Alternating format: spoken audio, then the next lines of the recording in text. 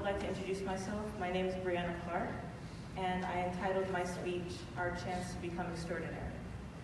Let me first begin by thanking everyone who had made this day possible. My fellow classmates, Nicole, David, Devin, Tyler, Casper, and all of your team. It's always a pleasure to be with a group of people that you know have your back, and this was definitely one of these groups. We have had many laughs, some tears, but my 8th grade year couldn't have been any better than it was, and I thank you for that. I also want to thank my teachers who have showed me my potential and capabilities and how to be confident in myself. Ms. Davis, Mr. Drew, Mrs. Jerome, Senora, Mr. Jared, Ms. Minerva, and all the rest of the staff. You have done what many teachers don't know how to do. You have went out of your way to show us our potential and pushed us to do our best while still having time to have fun. You are such an encouragement to all of us here, and thank you for your love and support. My final thanks are to my family, who have always been there for me through thick and thin. When I say my family, this includes my friends, who have also become a part of my extended family, and especially my parents, who are always there for me for all my projects throughout the years and all my homework and all the extracurricular activities that I want. You all have been a blessing in my life, and I'm blessed to have a family like you. If I were to tell you one thing I have learned this year, I would have to say it will be very difficult. I have learned never to mess with Mr. Drew and his coffee. And I have learned also never to eat Mrs. Jerome's candy. But I think I've truly learned something important this year. When I first came to this school, there were several terrible obstacles I have to overcome.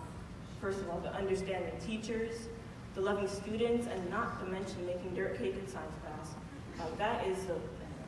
It couldn't get any worse than that. But when you start coming to this school, you never want to leave. Just recently, I got accepted into another school, and I was extremely excited because I never expected to get in. But a few weeks ago, when the excitement died down, and I slowly realized that I might never be able to make that dirt cake in science class again, and I might not be able to go to Oakstone, Ohio again. But more importantly, I might never be able to meet another group of people as kind and as funny and as down to earth as the people I lay my eyes on now. I have been here for 1 year, and the impact you all have in my life is indescribable. This leads me to the question, what did I learn this year? This is what I learned. We each have a purpose on this earth, no matter the challenges we face. If I have learned anything this year, it would be that none of us are the same, and each of us have a different calling in life. Our potential, our capability, our proficiency isn't determined by how smart we are. We unconsciously put limits to our greatness, and we dim our God-given lights so we could fit in. Well, maybe that isn't what we were born for. I didn't think about it before, but what is the point of fitting in when we were born to stand out? And as we get older, we continue to want to fit in, to look like the others, and we continue to be something that we aren't. And that's what we become. There goes another generation, not concerned about changing the world around them. Actually, no. There goes another ordinary generation. But I think we can change this. Fellow graduates, as we go into high school, let's have fun, and let's dance, and let's enjoy our life.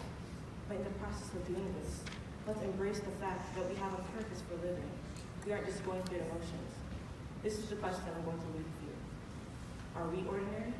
When we leave here, what legacy will we leave behind? How will our classmates, our friends, or even our teachers remember us? Because this is where our story begins. And this is where what we were born for comes into play. And as we turn a new page in our life, we will constantly be tested. Life will hit us hard, and there will be a time when we don't seem to be able to keep up. But in that time, if we give in to the pressure of giving up, we miss out on the blessing that's in store for us. I once was told it's not how hard we hit, but how long we could get hit, and not give in as the world seems to close in on us. You see, extraordinary people aren't just born extraordinary. Extraordinary people are people who, in spite of the pressure, and in spite of the pain, and in spite of the fact that life continuously throws curveballs, they still can stand, they still can duck, and they can still endure. Because that's the thing about life. How long can we endure? And I look at my teachers, and I look at my classmates and my family, and I wonder to myself, what would I do without them by my side? These are the people who makes life's insurmountable mountains, and it's impossible tests worth fighting for.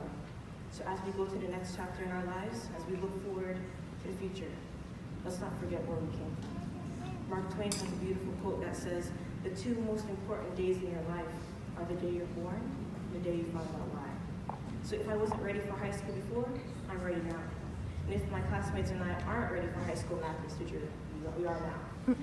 This is a special school, and I thank you for giving me, for giving us this opportunity.